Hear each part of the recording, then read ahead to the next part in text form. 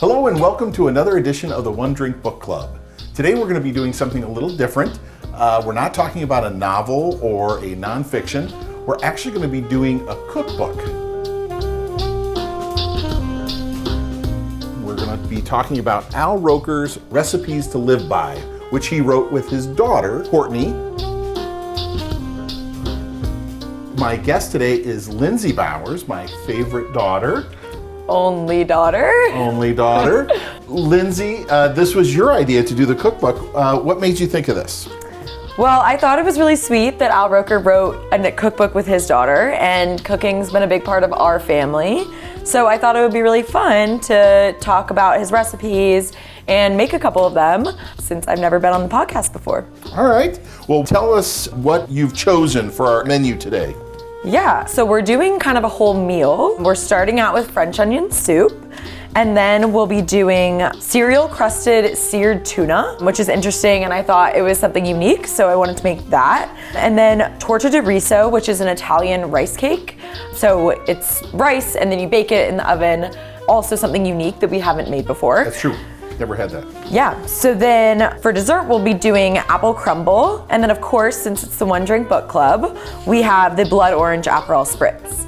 So we looked through the book and kind of found the ones that I thought were a little bit more unique that we've never done before maybe. So yeah, that's how I came up with those ones. Well, great. So let's get to it. We'll go ahead and start with the French onion soup. We've already kind of started the onions going. I'm gonna chop up some garlic. This recipe, it takes about 4 pounds of onions, but it's a mix of both Vidalia and white onions, which I've never done before. I would have always assumed you'd go ahead and do just Vidalia onions, but Al says that the 2 onions kind of give a little depth of flavor, so I'm excited to see how that tastes. Lindsey, what is your favorite French onion soup in the Washington restaurant scene? So French onion soup is one of my favorites. So I'm kind of a picky judge on this, but close to home to us is Lion Hall, and they have really great French onion soup. But even closer is Cafe Colleen on Lee Highway right there. It's by far the best French onion soup, but the one caveat is it will burn your mouth the second you try to eat it. So you have to wait a solid 10 minutes before you can actually eat it. But that's definitely my favorite French onion soup. So we are a Today Show family. We tend to watch Today Show in the morning. What do you like about Al Roker? Well, Al Roker is one of the most positive and optimistic people on the Today Show. And like you said, we have it on every single morning. My mom really likes to watch the Today Show. But I think what I like about Al Roker is that he seems to really relate to everybody on the show. Everybody seems to get along with him. So he's kind of been a staple in our household, which is kind of fun that we're going over his cookbook now. Yeah. So to the onions, we've added a couple of different things. When it was caramelizing, we had balsamic vinegar, a little bit of sugar, some dried thyme, some salt. I just added the garlic cloves. I added the beef stock, red wine, and Dijon. You said that you already added the Worcestershire sauce, so I didn't add that. I'm gonna turn up the heat a little bit on that. All right. And then we'll just let that simmer for another 45 minutes. Takes quite a while. Great. Well, they always say you should cook with wine that you would drink. Right. And this is a cab from Cult Vineyard, which is from 2020. And I might just have a little glass while we cook. Why not? It's the One Drink Book Club. So let's go ahead and start the dessert, because that goes in the oven for about 40 minutes. The apple crumble. So we already have the apples prepped, and Al said to use Honeycrisp and Granny Smith, which usually I've only used Granny Smith, so interesting that we're doing both, but both are good for baking. And then I'm gonna saute them as well before we put them in the pan, which is another thing that I don't usually do. Just gonna saute them with half a stick of butter. Once they're sauteed, I'll put them in the pan, and then we'll do the crumble on top. It calls for lemon juice. It's only 2 teaspoons of lemon juice, so that's not a full squeeze here. Yeah, that's a big lemon. That's a big lemon. That looks like about 2 teaspoons. I'm not a stickler. So also once we saute the apples in the butter, we'll add a couple other things in there, like cornstarch and apple cider, which is also new to me in putting in an apple crumble. So we're gonna do apple cider, vanilla, cornstarch, and then a little bit more lemon juice. And then we'll simmer that just until juices are coming out of the apples, and then transfer it to the baking dish. So actually, while I'm doing that, do you want to start mixing the dry ingredients for the crumble? I will go ahead and do that. Perfect. Great. So Dad, this is new for you to have a podcast for a cookbook. I know you usually like to read nonfiction and historical fiction, which admittedly is not my favorite genre. Not your thing. But what are some of your favorite books that you've been able to review on the podcast? Well, the podcast has been a lot of fun. I've enjoyed it, and I've really appreciated both the authors that have come on the show as well as friends. You know me, I like to talk, I like to read, and so it's fun to talk about these books that I've really enjoyed. I would say my favorite that we've probably reviewed from a book standpoint has got to be Gentleman in Moscow, which you've heard me talk about. But guest-wise, it's been really fun too. I've had some authors on who are always really passionate. Brian Carso, who's a professor, wrote a book all about Benedict Arnold, which was an interesting one. I enjoyed that. Seems like it's been fun, and I've enjoyed seeing, the things that you've come up with. So you moved out. It's been what? How long? 6 months or so? Yeah, I'm close by. I live far enough, but close enough too that I can come by whenever I want. But it's been really fun. I live with some friends. And what do you guys cook? Like, what's the cooking situation? So me and my one roommate both really love to cook. She and I both really like Asian food. So we've done a lot of different Asian meals, and our other roommate, Kara, is also a good cook and is very open to eating just about everything. Eating the food that you and Anna make? Exactly. Well, I've been over there, and you guys have made some incredible stuff, and Anna's an amazing cook. She is. She's made homemade pho, which was really good, and we've done different udon noodle dishes. She also comes from an Italian family, so she makes chicken parm and those sort of dishes. But yeah, we both really like to cook, and so it's been fun to have roommates that also enjoy cooking. Yeah, that's awesome. Yeah. We actually saw Al Roker in his book tour. He and his daughter, Courtney, went on a book tour, and they came to the Smithsonian. So it was really fun to see him in person, and they talked about a lot of these recipes, and they talked about the origins of the book. His daughter has been a personal chef and has been a food consultant and come up with a lot of recipes. One of the things they talked about with this particular cookbook was the idea that they were trying to write down those family recipes that came from their grandmother or their sister or their aunt, and really put them down. And some of them had never been written down. So I thought that was an interesting thing. And then it also made me think that if we were doing a Bowers cookbook, what recipes would you put in a Bowers cookbook? I think there are a lot of things that have been passed down from generations. Some that I don't know the recipes to this day. My papa makes pasta sauce. He makes a couple different meat sauces, all of which are great, but he will not share the recipe. So hopefully one day that will be passed on so that we can know how he makes it. Something else is the family Caesar salad dressing. Which is also another Papa. That's Papa's as well, but it's a vinaigrette sort of dressing. Yep. That's one of my favorites. What would you say that's something in our house that we cook a lot? I like to grill a lot, as you know. Yeah. And I would say halibut is a big one. I was actually going to say that too. And we make that halibut with a curry sauce, which I know you've made, which I thought is always a crowd pleaser, and it comes with that rice that has cashews, jalapenos. Yeah. Yep, that's a really tasty That's a really good one. There's a Gordon Ramsay recipe. It's not a family recipe, but it's a recipe for herb crusted lamb. Oh, the that lamb one's chops. awesome. That's always a crowd pleaser as well. Everybody kind of has their own things that they like to make in our house. Like you're the griller. Mom usually does most of the things inside the kitchen, like pastas and fish dishes and stuff like that. Nick's our bartender. He likes his fancy drinks. Some good, some not so good. He'll make some sort of concoction and have all of us try it, and half the family is like, oh great, and the other half's like, oh, never having this again. But that's been really fun too, that everybody kind of has their strengths and things that they like to do in the kitchen. You know, obviously COVID was bad, but one of the things I really liked about COVID was all of the meals that we had together. You know, there was one night we did a bourbon tasting. Yeah. And we'd have these big spreads for lunch that Mom would make that were pretty awesome. I know there were a couple times that we did really fancy lunches where Mom made lobster rolls one day, you know, things that you wouldn't necessarily make for lunch, but we had the time.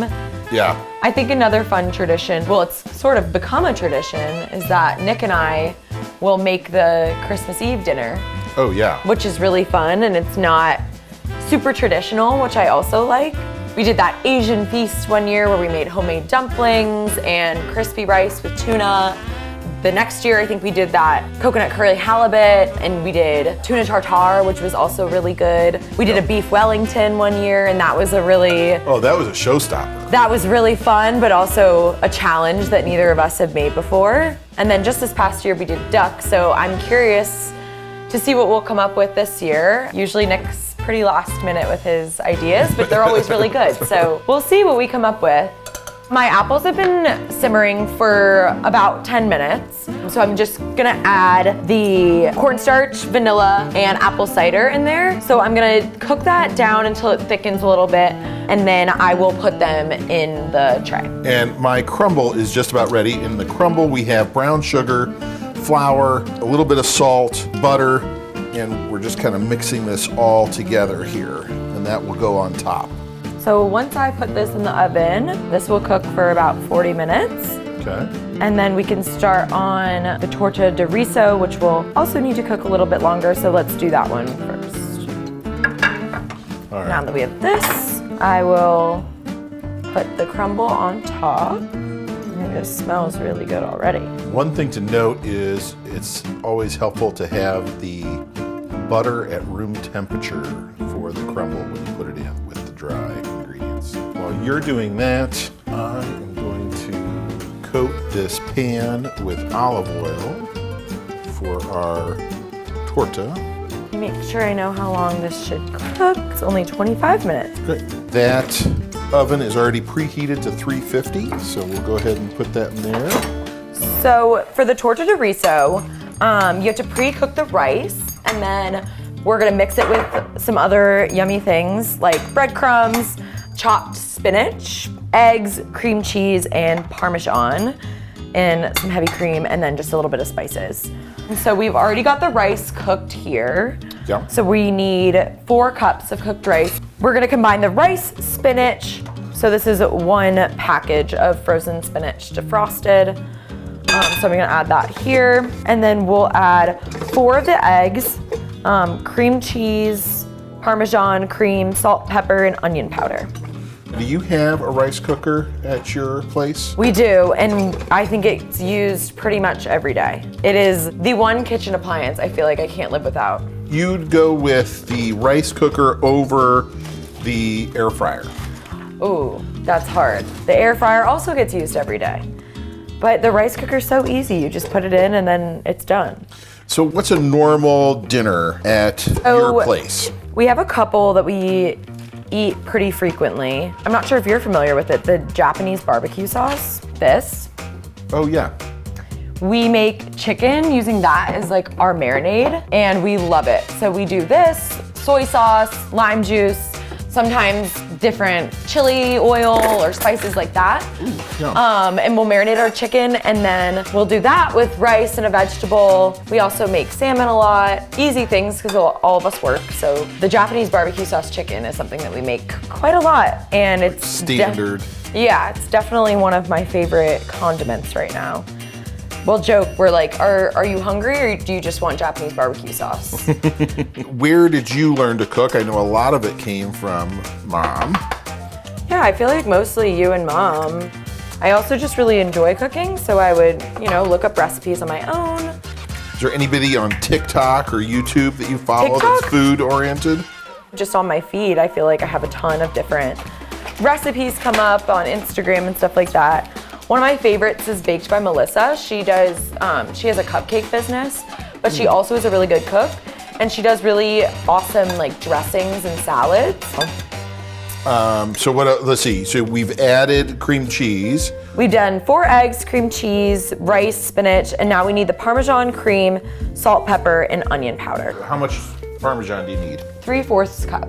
But cheese I usually measure with my heart, so. All right. How much onion powder? 1 teaspoon. Okay. And then pepper and salt, and then we'll also need a 1/4 cup of heavy cream. By the way, this looks amazing. How have we never had this before? I know. I've never even had it at a restaurant. Have you? No, I don't think so. Once he gets that all mixed, we are gonna add this to the pan and then do an egg wash on the top with just one of the last eggs here and some water to water that down a little bit. Perfect. Recently, you saw somebody pretty popular in concert. I just went to Taylor Swift. It was so much fun in What city? Indianapolis. Yeah, So, it was that's really, super fun. really fun, and I'm so happy I was able to go because the tour is ending. But I know you, well, I was with Mom's friends, you were with your friends in Chicago. I was. The last few years, we've done kind of a college trip to Chicago with a number of my roommates, several of them who live in Chicago.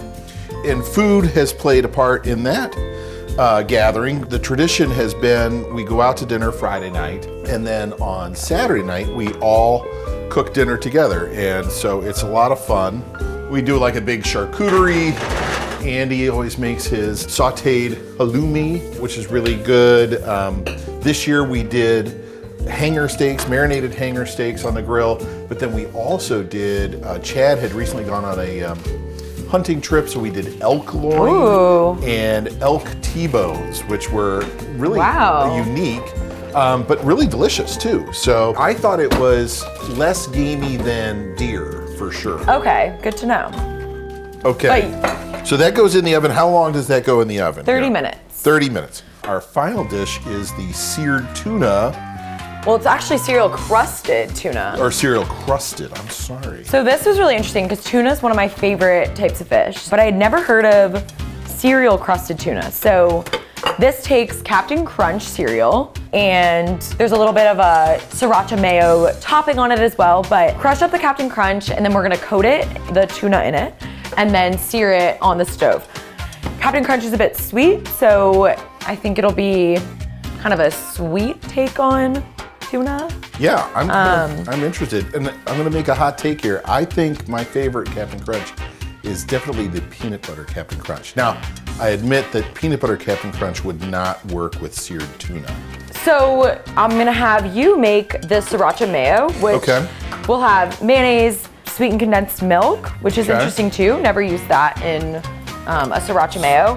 I'm gonna have you use the Kewpie mayo, which is the Japanese mayo, which I think is way better, but also really good for things with fish. Then I'm gonna crush up 2 cups of Captain Crunch in the food processor. Okay. And then once that's all crushed, I will brush the tuna with olive oil and then season with salt. And then we're gonna press the tuna into the cereal. Okay. All right, so 2 tablespoons of condensed milk and then a 1/4 cup of the mayo. Okay, so while he's doing the sriracha mayo, I'm gonna put this in a small bowl so that we can coat the tuna with it. Okay, so I have my tuna steaks here. Are you a sriracha person, Linz? I like sriracha, but not as much as other people do. Like, I like a sriracha mayo, but I don't add it to everything. I know my mom really likes sriracha.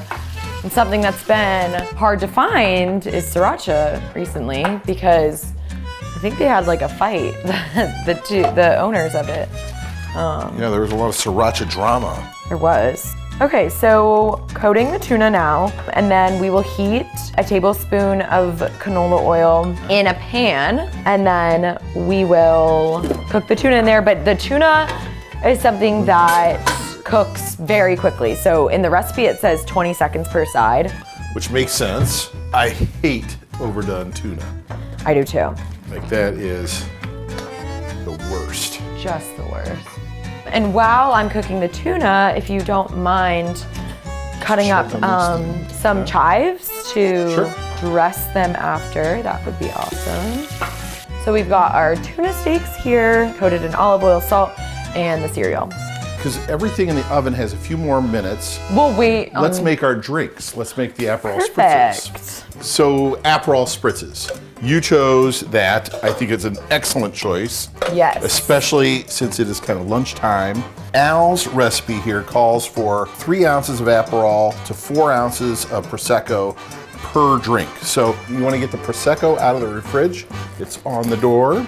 And this one's interesting because it adds blood orange simple syrup. So we had actually already made this in advance, but when you make simple syrup, it's just sugar to water, equal ratio there, but then there's the addition of blood orange juice in there. So that will add a fun flair to our Aperol spritzes. Yeah, so what I'm gonna do is just kind of eyeball this since we're making 5. And we've got a little audience of Will and Kate, and then we have Joe, who has been kind enough to film this. Something else that some people don't do with Aperol spritzes is add the club soda, but I actually really like it because Aperol is very strong. The orange syrup. I love the squeeze bottles, the old kind of style ketchup squeeze bottles for simple syrups. We always have a bunch of different flavored simple syrups in the refrigerator. It's always nice for cocktail use. So once he finishes adding that, I'm just gonna add a splash of club soda, and then we'll stir all of them, and that'll be it. One of the things I liked about the cookbook, Linz, I am a huge fan of good pictures in cookbooks. And I thought that Al and Courtney, whoever they used for their photos, did a great job. They're all really pretty. They are really nice.